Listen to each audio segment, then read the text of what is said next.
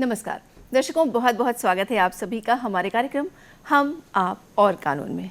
दर्शकों, आज हम आप और कानून में हम बातें करेंगे दवाइयों की। जी हाँ, दवाइयाँ या औषधियाँ जिनका वास्ता हम सभी से पड़ता है। कभी ना कभी हर व्यक्ति को दवाइयाँ खानी ही पड़ती हैं, चाहे आपका मन हो या ना हो, दवाइयाँ तो हमें खानी ही पड़ती हैं और दवाइयाँ हम लेने भी जाते हैं। लेकिन क्या आपने सोचा है जब हम दवाइयाँ लेने जाते हैं तो हमें किन चीज़ों का ध्यान रखना चाहिए, या ऐसी कौन सी चीज़ें हैं जो दवाइयाँ लेते समय हमें ध्यान में रखनी हैं, या दवाइयाँ लेने के बाद भी हमें बिल है, उसकी MRP है, उसकी जो एक्सपायरी डेट है, इन सब चीज़ों के बारे में जानकारी होती है? बिल्कुल नहीं ना, क्योंकि हम सिर्फ दवाइयाँ खरीदते हैं, उनका उपयोग कर लेते हैं, उसके बारे में जानने की और सोचने की हम ज़रूरत ही नहीं समझते हैं। लेकिन आपकी इसी ज़रूरत को समझते हुए आज हम आप और कानून में हम ऐसा ही विषय आपके लिए चुनकर लाए हैं। तो आइए सबसे पहले आपको बताते हैं हमारा आज का विषय। हमारा आज का विषय है औषधि नियंत्रण अधिनियम 1950, द ड्रग्स कंट्रोल एक्ट 1950। और आज इस विषय पर बातचीत करने के लिए हमने स्टूडियो में आमंत्रित किया है श्री बाल मुकुंद चंद्राकर जी को। आप हैं अधिवक्ता डिप्टी चीफ LADCS व पूर्व लोक अभियोजक दुर्ग। श्री बाल मुकुंद चंद्राकर जी, बहुत बहुत स्वागत है आपका हमारे स्टूडियो में, हमारे कार्यक्रम में। नमस्कार दर्शकों, जैसा कि मैंने बताया कि आज हम औषधि नियंत्रण अधिनियम के बारे में बातचीत करने वाले हैं और ये एपिसोड आपके लिए बहुत ही ज़्यादा महत्वपूर्ण होने वाला है, क्योंकि जैसा कि मैंने कहा, मौसम कोई भी हो, सर्दी हो, गर्मी हो, बरसात हो, दवाइयों की ज़रूरत हमें हमेशा पड़ती है। और आपकी इस ज़रूरत के साथ जो जानकारियाँ हैं उनको देने के लिए हम आज शुरू करने जा रहे हैं अपना कार्यक्रम हम आप और कानून। तो सर, सबसे पहला तो आपसे प्रश्न यही होगा कि जो औषधि नियंत्रण अधिनियम है 1950, इसको बनाने के पीछे क्या उद्देश्य रहा होगा, किस उद्देश्य से इस अधिनियम को बनाया गया? जी, जैसा कि हम सभी जानते हैं कि मानव जीवन के लिए या मानव स्वास्थ्य के लिए दवाई एक आम वस्तु है जी। और हम ये भी जानते हैं कि ये जो मानव जीवन के लिए जिस दवाइयों की आवश्यकता पड़ती है जी, पूरे देश में दवा निर्माता कंपनी या दवा वितरक जो डीलर्स है जी, या सप्लाई करने वाली, प्रदाय करने वाली संस्था है और हम विक्रेता हैं, इन सभी को नियंत्रित करने के लिए एक अधिनियम की आवश्यकता महसूस हुई। जी। यानी कि ड्रग्स का मतलब ये होता है कि औषधि, दवाइयाँ, उन दवाइयों को उत्पादन कैसे किया जाए, उन दवाइयों को एक एजेंसी तक कैसे पहुंचाई जाए और उन दवाइयों का विक्रय जो व्यापारी है वो कैसे किए, इसको कंट्रोल करने के लिए एक केंद्र सरकार ने अधिनियम लागू किया जिसको हम ड्रग्स कंट्रोल एक्ट 1950 या औषधि अधिनियम 1950 कहते हैं। जी। इस अधिनियम का जो विस्तार है वो भारत गणराज्य के सभी राज्यों पर है जी। जो 1956 से पहले जिनको राज्य के रूप में समाविष्ट किया गया है, या सरल भाषा में हम ये कह सकते हैं कि जम्मू कश्मीर राज्य को छोड़ करके भारत के संपूर्ण राज्यों में इस अधिनियम का प्रभाव है। जी। सामान्य आशय में इसका अर्थ हम ये समझ सकते हैं कि एक केंद्रीय एक्ट है, सेंट्रल एक्ट, जिनका पालन सभी देश में जितनी भी कंपनी दवा बनाती है उसको, जी। जो भी इस दवा को बेचती है उनको, और हमारे लिए भी उसमें अधिकार दिया गया है कि हम उसको कैसे अपने अधिकार का संरक्षण करके उसको खरीद सके। जी। तो इसका उद्देश्य मुख्य रूप से नियंत्रण करना है, जो केंद्र सरकार का नियम है। जी।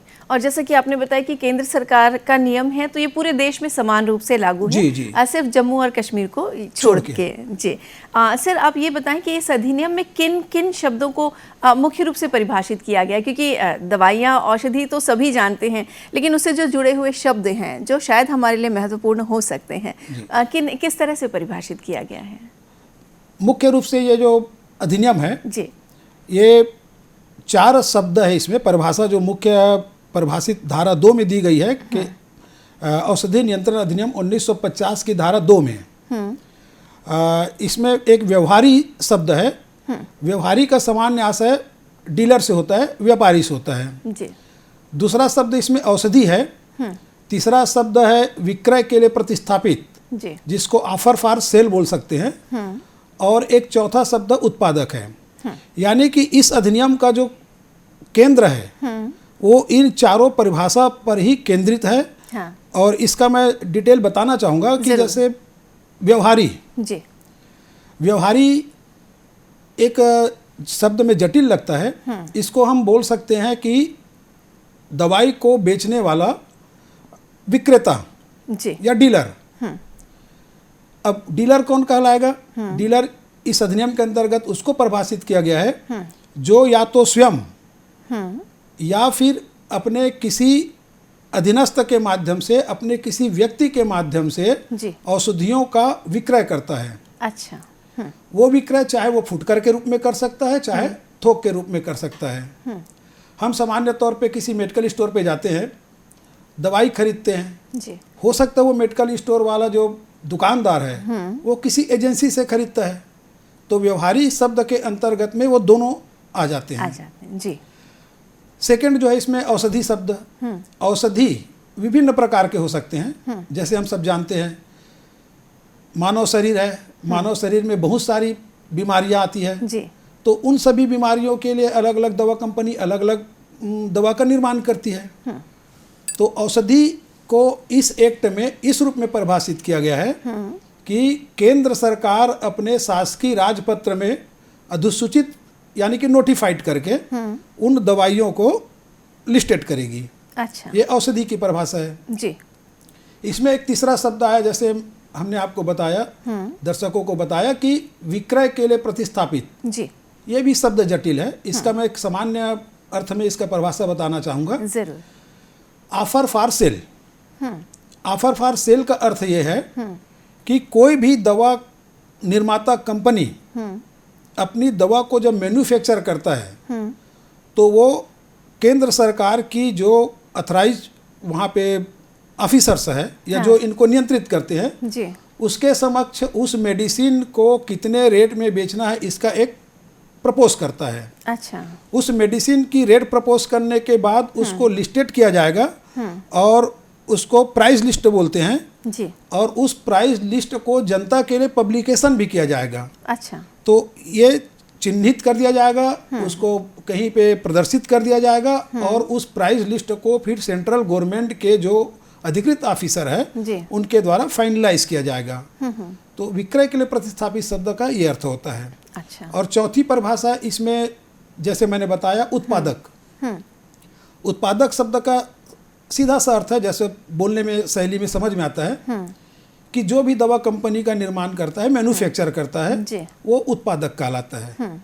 कुल मिला के जो औषधि नियंत्रण अधिनियम का जो कॉन्सेप्ट है और जो इनकी पूरी नियम की जो पॉलिसी बनी हुई है, नियमावली बनी हुई है, ये इन चार शब्दों पे है: व्यवहारी, औषधि, विक्रय के लिए प्रतिस्थापित और उत्पादक। जी ये चार परिभाषाओं पर ही सेंट्रलाइज है। सेंट्रलाइज जी।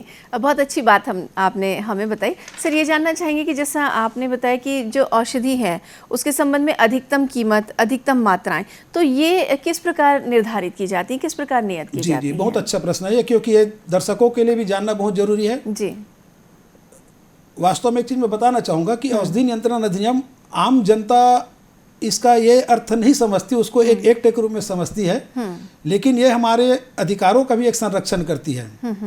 जैसे आपने पूछा कि अधिकतम कीमत और जी। उसमें मैं एक शब्द और जोड़ना चाहूँगा, अधिकतम मात्रा भी आती है। जी ये जो चीफ कमिश्नर होते हैं भारत सरकार के अधिसूचना द्वारा, केंद्रीय अधिसूचना द्वारा किसी जिले के लिए, किसी राज्य के लिए, किसी विशेष क्षेत्र के लिए जी मुख्य आयुक्त की नियुक्ति की जाती है। तो मुख्य आयुक्त या चीफ कमिश्नर शासकीय राजपत्र में अधिसूचना जारी करेगा, एक नोटिफिकेशन जारी करेगा जी कि किस औषधि का कितना अधिकतम कीमत होगा। अच्छा उस कीमत को नियत किया जाएगा और वैसी अधिकतम कीमत के साथ साथ अधिकतम मात्रा भी उस औषधि की नियत कर दी जाएगी। जी साथ में ये प्रावधान भी किया गया है कि एक बार में, एक समव्यवहार में कितनी मात्रा की दवाई कितनी लोगों को दी जा सकती दी जा है। सकते हैं। जी जी इसमें एक चीज और जोड़ा गया है अधिनियम में। जैसे हम अभी रायपुर शहर में बैठे हैं, जी मैं दुर्ग शहर से आता हूँ।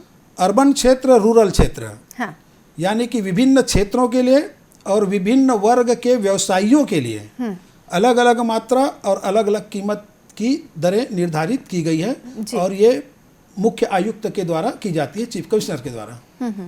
तो बहुत अच्छी बात आपने बताई, क्योंकि अधिकतम कीमत, अधिकतम मात्राएं कि कितनी मात्रा में दवाइयाँ देनी है, ये भी एक बहुत जिम्मेदारी का काम है, क्योंकि दवाइयों का यदि ओवरडोज। और जोड़ना चाहूँगा, जरूर जरूर जरूर, ये हमारे इस एक्ट में धारा 5 का भी प्रावधान किया गया है जी, बहुत अच्छी हो गया। एक इसमें अपने को बताना बहुत जरूरी है दर्शकों को, हाँ, कि धारा 5 औषधि नियंत्रण अधिनियम में अगर मुख्य आयुक्त एक बार किसी औषधि की मात्रा और औषधि की दर नियत कर देता है जी, तो उसको ना तो बदल सकते हैं और ना बढ़ा सकते हैं, हाँ, और ना उस मात्रा से अधिक स्टॉक रखा जा सकता है जी, और ना उस कीमत से अधिक रेट पर किसी को बेचा जा सकता है। अच्छा, ये बहुत महत्वपूर्ण कंडीशन है इसमें। इसीलिए इसे नियंत्रण अधिनियम कहा जी, जाता कंट्रोलिंग है। का पावर कंट्रोलिंग का पूरी तरह से पावर है। और यदि कोई इसके विपरीत काम करता है तो फिर सजा का भी प्रावधान मैं बताऊंगा। जी जरूर। सर, जैसे हम लोग कई बार दवाइयाँ लेने जाते हैं तो पर्ची देते हैं, डॉक्टर की जो प्रिस्क्रिप्शन है उसको देते हैं, दवाइयाँ लेते हैं और आ जाते हैं। ज़्यादातर लोगों का ध्यान नहीं होता कि दवाई लिए हैं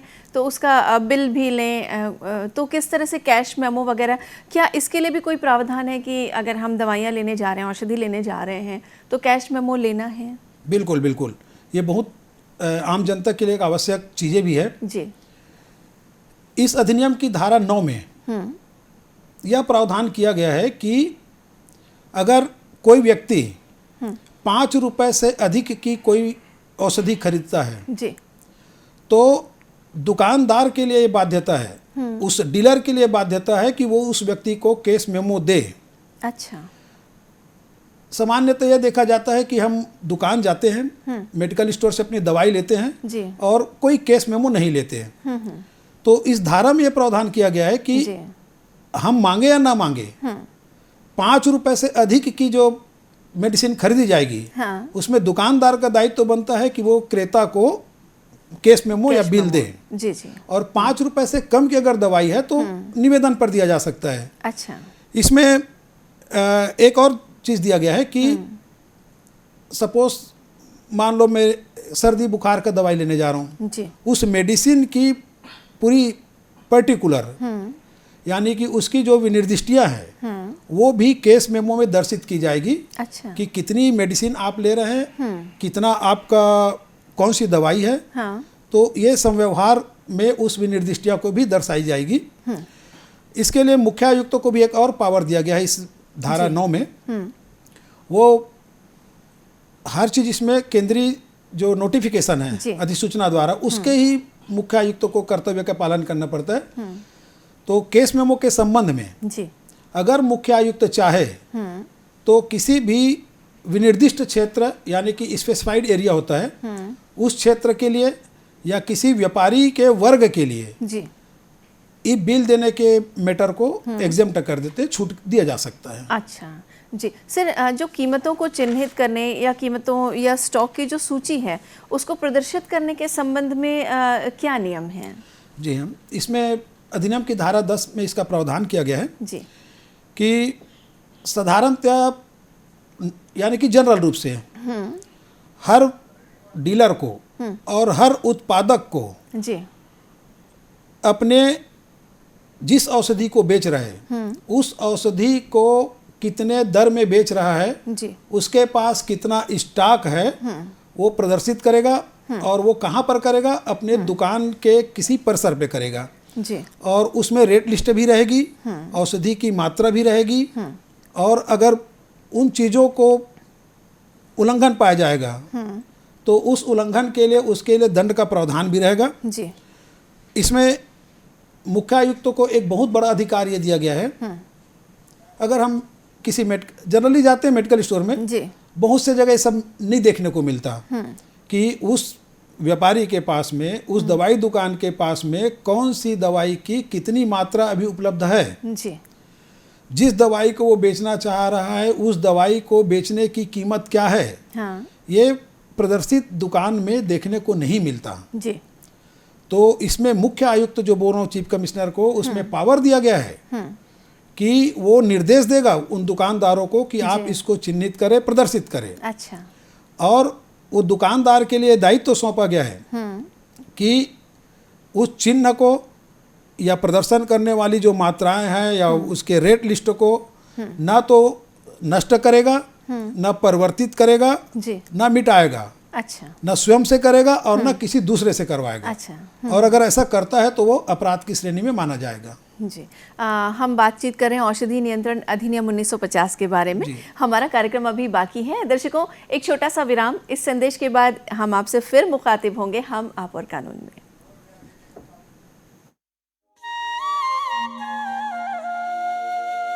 लोक सेवा प्रसारक दूरदर्शन ने OTT प्लेटफॉर्म पर कदम रखते हुए वेब्स की शुरुआत की है। ये डिजिटल मीडिया OTT दर्शकों को संपूर्ण इंफोटेनमेंट का सिस्टम देता है। अगर आपको भी चाहिए फ्री में शानदार कंटेंट तो आज ही आप प्ले स्टोर से ऐप डाउनलोड कीजिए।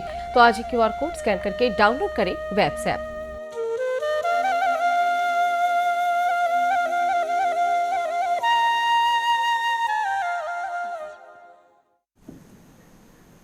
दर्शकों, एक बार फिर आप सभी का स्वागत है हमारे कार्यक्रम हम, आप और कानून में। आज हम बातें कर रहे हैं औषधि नियंत्रण अधिनियम 1950 के बारे में। तो बातचीत का सिलसिला शुरू करते हैं। सर, आपसे मैं फिर सवाल करूंगी कि औषधियों के जो विक्रय हैं, इसके प्रतिबंध की आपने बात बताई, और इसके विनिमयन यानी डिस्पोजल के बारे में, तो इसमें किस तरह के नियम? इसमें बहुत सामान्य से नियम है। एक मुख्य आयुक्त जो होते हैं जी, वो एक लिखित आदेश जारी करेगा कि किन औषधियों को बेचा जाना चाहिए, किन औषधियों पर प्रतिबंध रहेगा। अगर मुख्य आयुक्त की राय में ऐसा प्रतीत हो जाता है कि इन औषधियों को प्रतिबंधित करना आवश्यक है, तो उसको प्रतिबंधित करने का आदेश देगा और उसका डिस्पोजल भी कर देगा। अच्छा जी। सर, जैसे दवाइयों के बारे में हम बात करते हैं तो उसमें अधिकतम कीमत लिखी होती है, अधिकतम मात्रा निर्धारित करना, दवाई की खरीदी पर बिल दिया जाना, आप बता रहे हैं कि स्टॉक को चिन्हित करना, स्टॉक को प्रदर्शित करना, या किसी विशिष्ट दवाई के डिस्पोजल उस पर बातचीत करना। तो यदि कोई दुकानदार इस तरह का कोई काम करता है कि बिल नहीं दिया या उस उचित जानकारी नहीं दिया या एक्सपायर जो हो गई दवाइयाँ उनको दे दिया, तो नियमों का उल्लंघन करने पर किस तरह की सज़ा का प्रावधान है? क्या कोई दंडात्मक प्रावधान है? बिल्कुल बिल्कुल बिल्कुल, ये जानना बहुत जरूरी है जी। इस अधिनियम की धारा 13 जो है वो दंडात्मक प्रावधान के लिए है, शास्तीय जिसमें हो वो होती है जी। तो धारा 13(1) में यह बताया गया है कि जो कोई भी व्यक्ति, चाहे वो उत्पादक हो चाहे डीलर हो, इस अधिनियम में दिए गए प्रावधानों का अगर उल्लंघन करता है और मुख्य आयुक्त द्वारा दिए गए निर्देशों की अवहेलना करता है, तो उसे कम से कम 3 वर्ष का कारावास और जुर्माना या दोनों सजा से दंडित किया जा सकता है।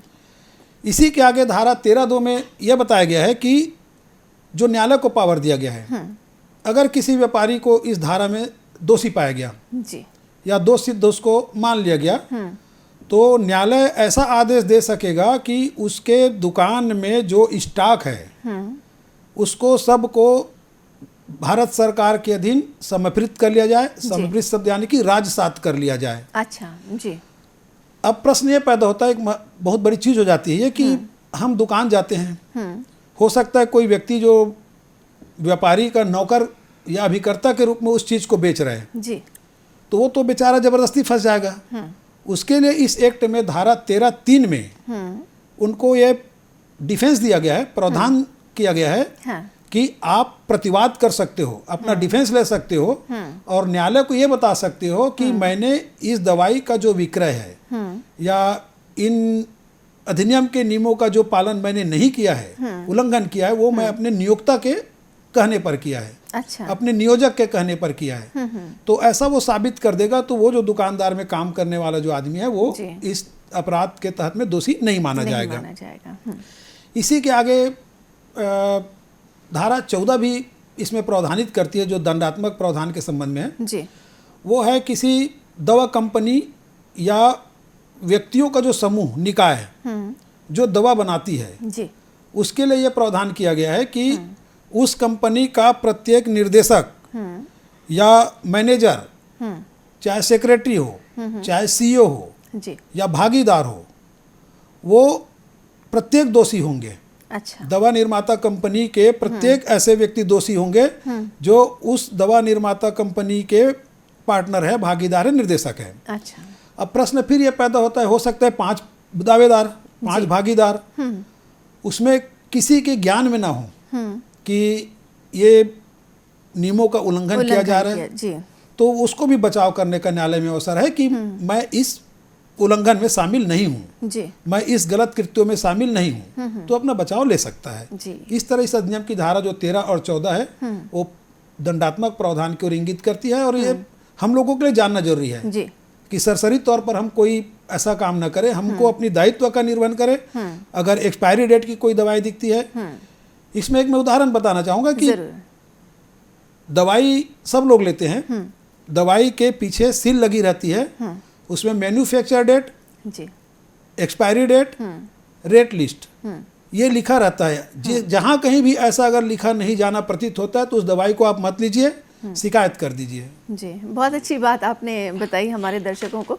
सर, जो अपराधों की हमने बात की कि एक्सपायरी वाली दवाइयाँ दे दी या बिल नहीं दिया या डिस्पोज ऑफ नहीं किया दवाइयों को, तो ऐसे अपराधों की जांच किस स्तर के पुलिस अधिकारी करते हैं और इसमें जांच की प्रक्रिया क्या होती जी है? जी जी, चूँकि ये सेंट्रल एक्ट है, जैसे मैंने पहले कहा, जी, तो इस अधिनियम के अंतर्गत में जो भी अपराध का पाया जाना प्रतीत होगा, जी, ऐसे अपराध की जांच पुलिस निरीक्षक की पंक्ति से कम का व्यक्ति नहीं करेगा। अच्छा, यानी या तो इंस्पेक्टर रेंज का कोई अधिकारी करेगा या फिर इंस्पेक्टर रेंज से ऊपर की कोई पुलिस अधिकारी जांच करेगा, और उस जांच के दौरान उस अधिकारी को यह अधिकार होगा कि वो उस परिसर की तलाशी ले सकता है, स्टॉक की जांच कर सकता है, उस परिसर में उन औषधि की मात्रा, औषधि की दर को लिस्टेड किया गया है कि नहीं किया गया, ये भी जांच कर सकता है। जी, और संतोषजनक अगर मान लो वहाँ पर नहीं पाता तो उस स्टॉक को वो अपने पोजीशन में ले सकता है, अपने कब्जे में ले सकता है और अधिग्रहित भी कर सकता है। जी, तो इसमें तलाशी लेने का और अधिग्रहण करने का जो अधिकार है वो पुलिस निरीक्षक स्तर के अधिकारी को दिया गया है। जी। तो सर, ये जो अधिनियम है, इसमें नियम बनाने या संशोधन करने की जो शक्ति है, जो पावर है, वो किसके पास जी, है? ये शक्ति केंद्र सरकार के पास में है, लेकिन केंद्र सरकार भी तभी इस नियम में कोई संशोधन कर सकती है या नियम को परिवर्तित कर सकती है या बदलाव ला सकती है जब वह संसद के दोनों सदनों में अपने प्रस्तावित प्रस्ताव को न रखे, और दोनों सदन बहुमत के आधार पर अगर लगेगा उनको कि इस एक्ट में कोई प्रावधान समय के हिसाब से किया जाना चाहिए, संशोधन किया जाना चाहिए, तो दोनों सदन सहमति से या बहुमत से कर सकती है। जी सर, अब हम अपने कार्यक्रम के अंतिम पड़ाव पर हैं, तो मैं चाहूँगी कि हमारे दर्शकों को आप कोई संदेश दें। जी, दर्शकों के लिए मेरा एक ही संदेश रहेगा कि औषधि नियंत्रण अधिनियम 1950 जिस उद्देश्य से बनाया गया है, जी, उसमें मुख्य रूप से दवा निर्माता कंपनी, दवा वितरक एजेंसी या दवा को बेचने वाले जो डीलर, वो इस अधिनियम के प्रावधानों का अक्षरशः पालन करें। आम जनता के लिए मैं इतना अपील करना चाहूँगा कि जो बातें आज हमने चर्चा की, उन विषयों पर अगर ऐसा उनको कहीं प्रतीत होता है तो निश्चित रूप से हर जिले में औषधि विभाग का कार्यालय है, वहाँ जाकर शिकायत करें। जी, उसकी शिकायत की जांच होगी, और अगर नियमों का उल्लंघन पाया जाएगा तो मानव जीवन से खेलने वाले इन दवा विक्रेताओं के खिलाफ, दवा निर्माता कंपनी के खिलाफ निश्चित रूप से न्यायालय में सजा का प्रावधान है, उसको दोषी ठहराया जा सकता है। जी। श्री बाल मुकुंद चंद्राकर जी, आज आप यहाँ आए और इतनी महत्वपूर्ण जानकारियाँ आपने हमें, हमारे दर्शकों को दी, इसके लिए आपका बहुत बहुत धन्यवाद। बहुत बहुत धन्यवाद। नमस्कार। नमस्कार।